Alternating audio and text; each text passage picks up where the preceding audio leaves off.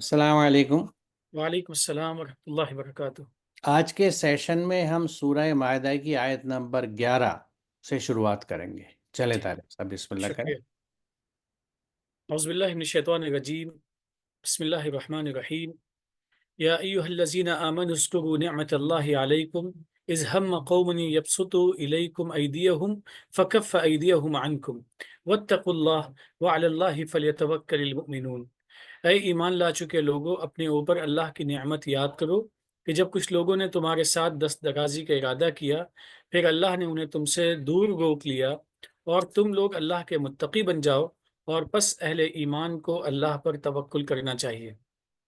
इस आयत में अगर लफ्जी तौर पे देखा जाए तो ऐसा लगता है कि किसी माजी के किसी वाक़ये की तरफ इशारा है।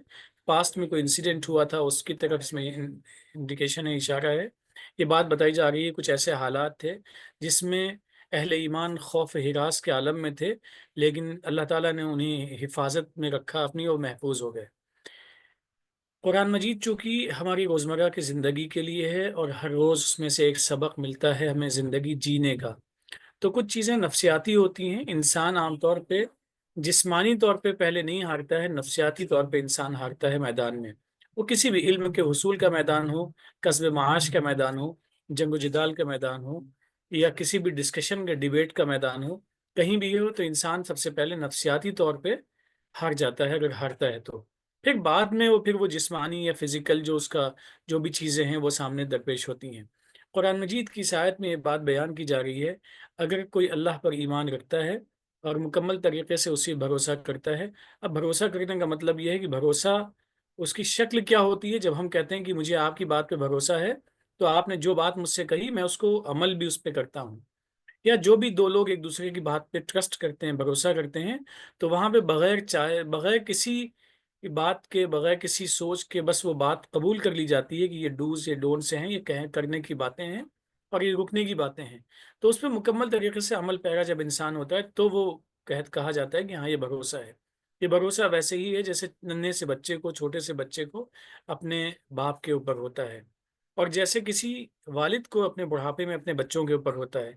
ये एक मटेरियल टर्म्स हैं जिनको हम रोज़मर्रा की ज़िंदगी में समझ सकते हैं कि बिला तकल्लुफ़ बच्चा अपने बाप के हाथ को पकड़ के रास्ता क्रॉस कर जाता है।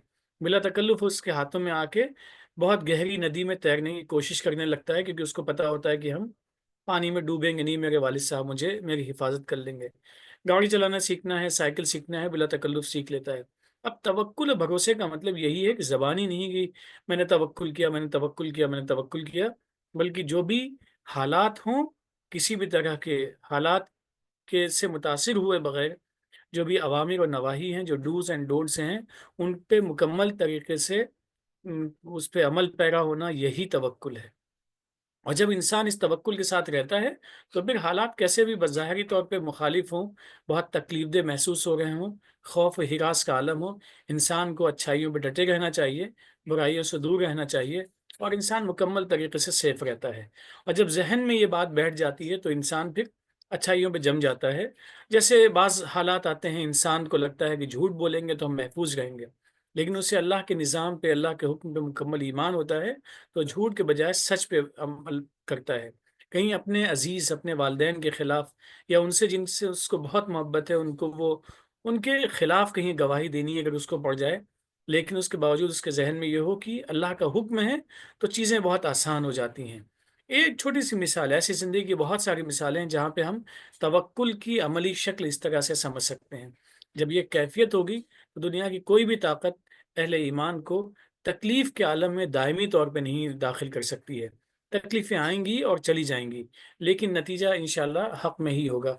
यहाँ पे इस आयत के इख्तिताम में जो 2 छोटे-छोटे फ्रेज़ेज़ हैं, वत्तकुल्लाह, अल्लाह के मुत्तकी बन जाओ। और फिर दूसरी चीज़ अगर मुत्तकी बनते हो, तो एक बात ज़हन में रखना, अलल्लाहि फलयतवक्कल मुमिनून। जो ईमान की तकमील के शराइत में से एक शर्त ये भी यहाँ पे हो गई है कि अल्लाह पे मुकम्मल भरोसा इंसान हर हालत में रखे। खौफ का हो, खुशी का हो, अच्छाई का हो, बुराई का हो, जो भी कैफ़ियतें नफ्सियाती तौर पे इंसान तकलीफ़ के आलम में होता है, उन तमाम कैफ़ियतों में अल्लाह पे ही भरोसा हो और उसके अवामिर और नवाही के मुताबिक ही इंसान ज़िंदगी गुज़ारने के लिए अमली तौर पे पेशरफ़्त करने वाला बन जाए। तो फिर सुकून और इत्मीनान खुद ब खुद उसके साथ-साथ रहेगा। دیکھیے یہاں سب سے پہلے جو بات کہی گئی ہے کہ جب کچھ لوگوں نے تمہارے ساتھ دست درازی کا ارادہ کیا، تو یہاں اشارہ اس طرف ہے کہ جب یعنی کسی ایگریشن کی یا کسی حملے کی یا کسی جھگڑے کی کسی نے نیت کری، تو اللہ نے انہیں تم سے روک دیا، دور روک لیا۔ تو یہاں اس بات کو ہمیں سمجھنا چاہیے، جو بارہا پیچھے بھی آ چکا ہے، کہ یہاں اللہ نے روک لیا سے مفہوم یہ ہے کہ اللہ کے قوانین نے روک لیا، کیونکہ پوری کائنات میں اللہ کے قوانین دیکھے، ہم نے اللہ کو نہیں دیکھا۔ ہم اللہ کو دیکھتے سمجھتے ہیں اس کی قدرت دیکھ کے، اس کے قوانین کو دیکھ کے، یعنی اس کے لاس جو ہیں، جو they are operating in nature, جو اس کے قانون چاروں طرف چلتے ہیں، اس سے ہم اللہ کو پہچانتے ہیں۔ تو اب اللہ کے قوانین نے روک لیا، اس کی وضاحت میں ایک آیت یہاں شیئر کر کے کروں گا۔ یہ بہت ہی چشم کش آیت ہے اور بہت اہم ہے۔ انفال کی یہی آیت نمبر 60، اور ان کے لیے جس قدر تم سے ہو سکے تیار رکھو قوت اور پلے ہوئے گھوڑے، کہ اس سے ہیبت رہے اللہ کے دشمنوں پر اور تمہارے دشمنوں پر، اور ان کے علاوہ دوسروں پر بھی جن کو تم نہیں جانتے، اللہ ان کو جانتا ہے۔ یعنی یہ آیت جو ہے، یہ پورے معاشرے کو، ہر زمانے کے معاشرے کو یہ سمجھا رہی ہے کہ تمہاری جو تیاری ہے، اب یہاں چونکہ دست درازی کی بات ہے، تو دست درازی کے تعلق سے یہاں پہ یہ تیاری بتائی گئی ہے۔ دیکھیے قرآن، پیچھے بھی ہم سیشنز میں ڈسکس کر چکے ہیں ریلیونٹ آیات کے ساتھ، کہ قرآن کہیں پہ بھی ایگریشن نہیں کراتا، وائلنس کی تعلیم نہیں دیتا۔ کہیں پہ اگر حفاظت کی بات ہے تو وہ ڈیفینسو ہے، کہ کوئی تم پہ حملہ کر دے تو تم یقیناً اپنی پوری صلاحیتوں کے ساتھ اس کا مقابلہ کرو، لیکن جیسے ہی وہ اگر امن کی بات کرے تو فوراً ہاتھ روک لو، وہ ہتھیار رکھ دے فوراً ہاتھ روک لو اپنے، اور ان کے ساتھ اچھا برتاؤ کرو۔ اس میں اگر ان کے کچھ لوگ تمہارے پاس گرفتار ہو کے آ جائیں، جن کو پرزنرس آف وار کہتے ہیں، کہ جنگ میں کچھ قیدی ہیں جنہیں تم نے گرفتار کر لیا، تو ان کو فوری طور سے آزاد کر دو، یا تو احسان کرتے ہوئے یا کچھ لے کے بدلہ، یعنی ان کو روکو بھی مت، ان کو واپس جانے دو۔ تو یہ پوری چیز جو ہے، یہ ہمیں یہ بتاتی ہے کہ قرآن بیسیکلی منع کرتا ہے کسی طرح کے ایگریشن سے، وائلنس سے، لیکن اب تمہارے اوپر کوئی حملے کی سوچے، لڑنے کی سوچے، تو اس کے لیے قدرتی ڈیٹرنٹ، اس کے لیے رکاوٹ کیا ہوگی کہ اگر اسے تمہاری قوت کا اندازہ ہو جائے۔ ہم عام طور سے دیکھتے ہیں کہ یعنی سڑک پہ بھی، اور یہ جو پیٹی امپلائمنٹس ہوتے ہیں نا، جیسے دکان پہ کوئی کام کر رہا ہے یا کہیں پہ، تو اس میں جو چھوٹے بچے یا کمزور لوگ ہوتے ہیں، کسٹمر ان پہ زیادہ زور سے آتے ہیں، ان کو دبانے کی کوشش کرتے ہیں۔ یعنی ہر طاقتور کمزور کو دبانے کی کوشش کرتا ہے۔ آپ سڑک پہ دیکھ لیجئے، ٹریفک میں ٹرک والا کار والے کو دبانے کی کوشش کرتا ہے، کار والا ٹو ویلر کو دباتا ہے، ٹو ویلر سائیکل والے کو دباتا ہے، اور سب مل کے پیڈسٹرین کو، جو بیچارے پیدل چلتے ہیں، ان کو دباتے ہیں ہمارے سب کانٹیننٹ میں۔ دوسری جگہ دوسرے یعنی رول ہیں، دوسری انڈرسٹینڈنگ ہے، ایک دوسری تہذیب ہے، جہاں سب سے کمزور کو سب زیادہ حفاظت کی جاتی ہے، کہ ایک پیدل اگر سڑک کراس کرنے کے لیے دکھتا ہے تو وہ گاڑیاں بھی رک جاتی ہیں، چاہے سگنل ہو نہ ہو۔ تو وہ ایک دوسرا بہرحال معاشرہ اور سماج ہے۔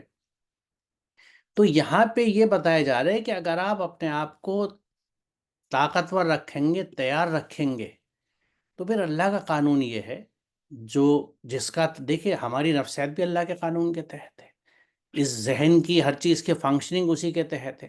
تو ایسے کیس میں آدمی آپ کے اوپر آنے سے رک جائے گا۔ یہ نقطہ ہمیں یہ سمجھاتا ہے کہ کسی بھی چیلنجز کے لیے، کسی بھی مصیبت کے لیے، اگر آپ اپنے آپ کو قبل از وقت تیار نہیں کریں گے تو آپ اس میں مبتلا ہو جائیں گے۔ یہاں دسترس کی بات تھی، یعنی اگر کسی نے آپ پہ، آپ کے گروپ پہ، آپ کے سماج پہ، آپ کے ملک پہ دست درازی کی کوشش کری، تو وہ رک جائے گا اگر آپ کی تیاری دیکھے گا۔ اس لیے یہ ایک طرح سے اسٹینڈنگ انسٹرکشنز ہیں کہ اپنے آپ کو پوری قوت سے، اچھا اس میں قوت میں ہر زمانے کے حساب سے قوت ہے، آج کی اسٹریٹجیز کے حساب سے جو قوت ہے وہ آپ کے پاس ہونی چاہیے۔ پلے ہوئے گھوڑے، دیکھیے ایک ہے قوت جو لڑائی کے لیے ہوتی ہے، اور ایک ہے ٹرانسپورٹ کی مینز، جس کی یعنی مثال وہاں پہ گھوڑے سے دی گئی ہے۔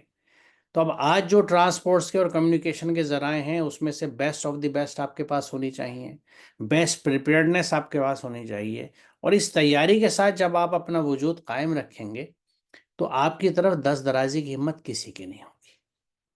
اب یہ چیز ہم دوسرے رخ پہ اگر سوچیں کہ آج اگر ہمیں یہ محسوس ہوتا ہے کہ کمپیٹیٹیو ورلڈ ہے، ہمیں تعلیمی اداروں میں داخلے میں مشکل ہوگی، ہمیں نوکری پانے میں مشکل ہوگی، تو اس کے لیے ہمیں کیا کرنا چاہیے؟ اسی آیت سے نصیحت اور سبق لیتے ہوئے کہ اپنے آپ کو بہترین کنڈیشن میں تیار رکھیں۔ اگر ہم طالب علم ہیں تو ہم بہترین میں سے ایک ہوں، we should be amongst the best.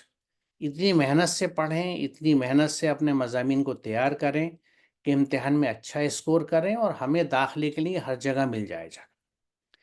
اگر ہم ایسا نہیں کرتے، اپنے آپ کو تیار نہیں کرتے اور پھر اس میں شارٹ کٹ ڈھونڈتے ہیں کہ ہمیں ریزرویشن دی جائے، ہم ڈیپرائیوڈ سیکشن سے ہیں، ہم کمزور ہیں، یہ ایک الگ ایک سماجی یا پولیٹیکل ایشوز ہے، اس سے مجھے مطلب نہیں۔ لیکن میں یہ کہتا ہوں اور یہ سمجھنا اور سمجھانا چاہتا ہوں کہ قرآن کی تعلیم جو ہے وہ کسی ریزرویشن کی نہیں، وہ سماج کے ذمہ داروں کی اور خود ہماری بھی ذمہ داری ہے کہ ہمارے سماج میں جو کمزور ہیں ہم ان کی مدد کریں۔ مدد کا تصور ہے ان کو اکوپ کرنے کا، ان کو امپاور کرنے کا، لیکن جب ڈسٹریبیوشن آف ریسورسز کی بات آ رہی ہے تو وہاں پہ حق کا ساتھ دینا چاہیے، وہاں انصاف قائم کرنا چاہیے۔ مثال کے طور پہ میں اس بات کیسے بتاؤں کہ میں اگر مان لیجیے مسلمان ہوں اور میں ایک سلیکشن کمیٹی کا انچارج ہوں، ہیڈ کر رہا ہوں، تو مجھے قطعاً یہی نہیں دیکھنا چاہیے کہ مجھے ایک مسلمان کا اپائنٹمنٹ کرنا۔ وہاں انصاف کا تقاضا یہ ہے کہ مجھے بہترین جو best of the best candidate ہو اس کا سلیکشن کرنا چاہیے۔ یہ ہے اس انصاف کا تقاضا جس کا حکم قرآن میں باضابطہ و باقاعدہ دیا گیا ہے، بارہا دیا گیا ہے۔ ان اللہ یامر بالعدل جب کہا جاتا ہے تو عدل کا تقاضا یہ ہے کہ وی مسٹ ڈو جسٹس، یعنی سلیکشن کمیٹی میں اگر مسلمان ہوں یا میں اپنی کسی کاسٹ کا ہوں، یعنی کوئی بھی ہوں، اگر میں اپنا کوئی اور کرائیٹیریا بناتا ہوں سلیکشن کا تو یہ ناانصافی ہے اور میں جواب دہ ہوں اللہ کیا۔ یعنی کرائیٹیریا صرف کیا ہوگا؟ میرٹ ہوگی۔ اس سلیکشن کمیٹی کے لیے، اس پوزیشن کے لیے جو میریٹوریس ہوگا سب سے زیادہ، اس کا سلیکشن کرنا ہے۔ تو پھر میں اپنی کمیونٹی کو جو بہت بیکورڈ ہے اس کے ڈیولپمنٹ کے لیے کیا کروں؟ اس کو امپاور کیسے کروں کہ اس کو تیار کروں، اس کو تعلیم دوں بہترین، اپنا وقت اسپیئر کروں ان کی تعلیم میں، ان کی تربیت میں، اور ہم سب کریں، کیونکہ ہمیں کمیونٹی امپاورمنٹ کی بات کرنی چاہیے۔ امپاورمنٹ ہوگا، ہر آدمی تیار ہوگا، اسی آیت کی بات کر رہا ہوں 1560 کی روشنی میں۔ ہر میدان میں آپ کو تیار رہنا ہے تو اس میں نیچرلی آپ کے لیے راستے کھل جائیں گے۔ یہ ایک بہت بنیادی چیز ہے جو ہمیں سمجھنی چاہیے کہ ہم جس میدان کی طرف جا رہے ہیں، جہاں پہ اپنے وجود کو تسلیم کرانا چاہتے ہیں، قائم کرنا چاہتے ہیں، وہاں ہمیں اپنے آپ کو بہترین تیار رکھنا چاہیے۔ اس سے آپ ہمیشہ کامیابی کے راستے پہ چلیں گے۔ اس سے آگے کی جو بات ہے کہ تم لوگ اللہ کے متقی بن جاؤ اور پس اہل ایمان کو اللہ پر توکل کرنا چاہیے، اس میں بھی آپ دیکھیے کہ ترتیب کیا ہے۔ سب سے پہلے اللہ نے یہ حکم دیا ہے کہ واتقوا اللہ، اللہ کا تقوی اختیار کرو، متقی بن جاؤ، یعنی اللہ کے احکامات پہ عمل کرو۔ اللہ نے جو تمہیں ہدایت دی ہے، جو احکامات دیے ہیں، جو کرنے کو کہا ہے وہ کرو، جس چیز سے منع کیا ہے اس کو نہ کرو۔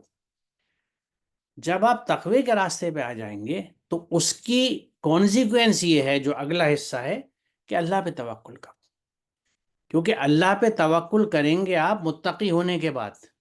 متقی ہونے سے پہلے اللہ کا توکل وہ توکل ہے جو آج ہماری اکثریت میں پایا جاتا ہے، کہ نہ ہم اللہ کے احکامات پہ عمل کرتے ہیں، نہ اس کے احکامات کو سمجھتے ہیں، بس اس کے بھروسے بیٹھے ہوئے ہیں۔ یہ ایک ایسی یعنی اللاجیکل چیز ہے کہ آپ ڈاکٹر سے دوا لے کے آئے، آپ کو بہت بھروسہ ہے کہ ڈاکٹر کی دوا سے مجھے فائدہ ہو جائے گا، یہاں سے مجھے اللہ شفا دے گا، لیکن اس دوا کو آپ نے استعمال نہیں کیا، جو پرہیز اس نے بتائی تھی، جو اس کی ہدایت تھی، وہ آپ نے کری نہیں، اور آپ بس بھروسہ کیے بیٹھے کہ میں ڈاکٹر کے پاس ہوا ہے، میں نے اس کو دیکھ لیا، میں نے اس کی تعریف کر دی، گھر آ کے اس کی تعریف کر دی، اہل خاندان سے اپنے حلقے میں اس کی تعریف کر دی، یعنی حمد بیان کر دی، تو میں توکل میں آ گیا؟ نہیں، پہلے عمل، جیسا آپ نے بالکل درست کہا کہ اپنی تیاری پہلے ہوگی، تو اسی لیے یہاں یہ ترتیب بھی اہم ہے کہ پہلے متقی ہونے کی بات کہی گئی ہے، پہلے اللہ کا تقوی اختیار کرنے کی بات کہی گئی ہے، اور اس کے بعد توکل کی بات کہی ہے، کیونکہ اللہ کے احکامات پہ عمل کرنے کے بعد آپ چیزوں کو اللہ کے بھروسے پہ چھوڑ سکتے ہیں۔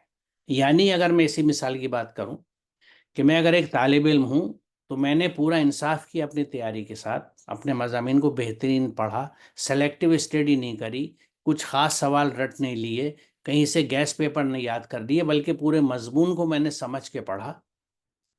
اس کے بعد میں نے جب امتحان دیا تو اب میں اللہ کے بھروسے پہ امتحان دے رہا ہوں کہ یا اللہ میں نے اپنا کام کر لیا، اب اس میں بہترین نتیجہ تو دے گا، مجھے تجھ سے بھروسہ ہے کہ میرے ساتھ انصاف ہوگا، میرا ججمنٹ، میرا اسیسمنٹ ٹھیک ہوگا۔ یہ اسٹیج ہے توکل کی۔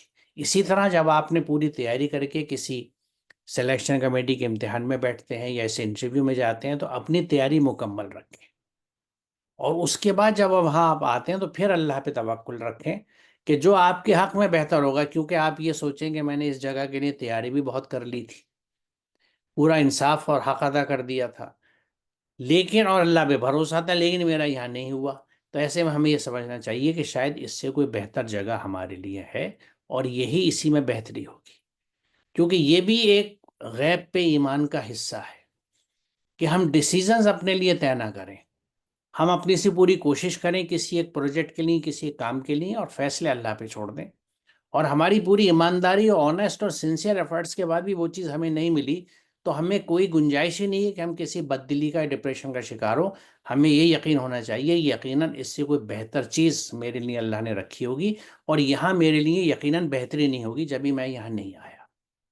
یہ بھروسے رہیں اللہ پہ، یہ توکل کی کیفیت جب ہوتی ہے تو نا امیدی، ڈپریشن، فرسٹریشنز یہ نہیں ہوتے۔ اسی لیے جو اللہ پہ ایمان رکھنے والے لوگ ہیں اور ایمان عمل کے ساتھ رکھتے ہیں، یعنی اللہ کے احکامات کو سمجھ کے اس حساب سے زندگی گزارتے ہیں، ان کے آپ کو نا امیدی، ڈپریشن کہیں نہیں ملے گا۔ اور اسی چیز کو سبب قرآن نے بارہا ایمان والوں کے تعلق سے یہ کیا ہے کہ وَلَا خَوْفٌ عَلَيْهِمْ وَلَا هُمْ يَحْزَنُونَ، کہ نہ ان کو کوئی خوف اور اندیشہ ہوتا ہے مستقبل کا کہ کیا ہوگا، نہ انہیں غم ہوتا ہے جو چیزیں پیچھے چلی گئیں، وہ آج کے لیے تیاری کرتے ہیں اور آج میں جیتے ہیں۔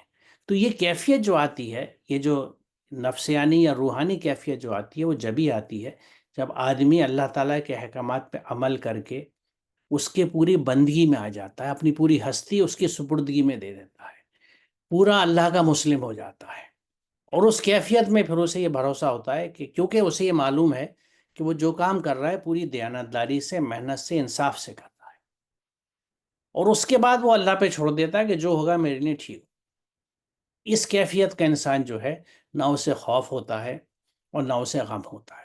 آج اگر ہم دیکھیں تو ہماری اکثریت غم اور خوف میں جی رہی ہے، جو خود اس بات کا ثبوت ہے کہ ہم اللہ پہ عملاً ایمان نہیں رکھتے، عقیدوں پہ زندگی گزار رہے ہیں۔ کیونکہ مومن جو ہوگا، جو اللہ پہ اور اس کے احکامات پہ، اس کے قوانین پہ ایمان لا کے ان کے حساب سے اپنی زندگی گزارے گا، وہ ان چیزوں سے آزاد ہو جاتا ہے۔ تو یہ بہت اہم آیت ہے، اور یقیناً اس کو ہسٹوریکل کنٹیکس میں دیکھنے کے بجائے آپ نے بالکل صحیح فرمایا، ہمیں یہ دیکھنا چاہیے کہ آج ہم اس سے کیا سیکھ سکتے ہیں۔ اللہ تعالیٰ نے اگر کسی کے ایگریشن کو، کسی حملہ آور کو ہمارے سے دور روک لیا تو اس کے لیے فیکٹر کیا ہو سکتے ہیں؟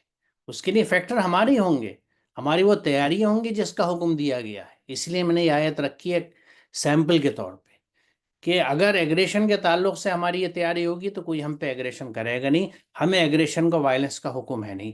یقیناً یہ اس لیے کیا ہوگا کہ یہ جو پریپیئرڈنیس یہ ہے، یہ ایک ڈیٹرنٹ آف وار ہوگی، اس سے ہر طرح کا ایگریشن اور جنگ رکے گا اور امن پھیلے گا، کیونکہ قرآن کی بنیادی تعلیم جو ہمیں یاد رکھنی چاہیے، کیا صلح و خیر، یہ قرآن کی بنیادی تعلیم ہے کہ صلحوں میں خیر ہے۔ میرے خیال سے طارق صاحب آج ہم یہاں رکتے ہیں، یہ مناسب ہے۔ اور انشاءاللہ اگلے سیشن میں سے آگے چلیں گے۔ السلام علیکم۔ وعلیکم السلام۔